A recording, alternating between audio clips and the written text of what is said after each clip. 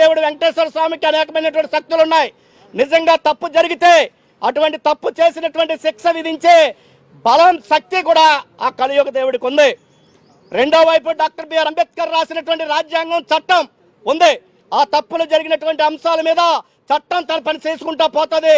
తప్పులు చేసిన వాళ్ళకి శిక్షణ వేసే చట్టం కూడా ఉంది. అంతేకాదు ఆ లడ్డు మీద చర్చ జరపాలంటే అనేక వేదికలు ఉన్నప్పటికీ కూడా సభలో సాక్షాత్తు వెంకటేశ్వర స్వామిని ఈ రోజున రాజకీయాలకు ఉపయోగించుకుంటాం.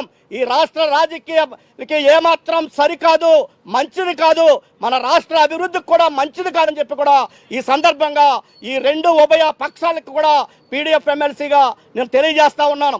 ఇది పెద్దల సభ. నేను అంతకుముందు చెప్పినట్టే శాసనసభ రాజకీయ ప్రయోజనాల కోసం వక్ర మార్గంలో పోతా ఉంటే శాసన మండలికి ఎన్నికైనటువంటి శాసన మండలి సభ్యులు మేధావి వర్గంగా కార్మిక వర్గానికి, శ్రామిక వర్గానికి, సామాన్య ప్రజానికం యొక్క వాయిస్ని శాసన మండలిలో సక్రమ మార్గంలో పెట్టి ఈ యొక్క ప్రజాస్వామ్య విలువలు కాపాడటం కోసం ఉన్నటువంటి ఈ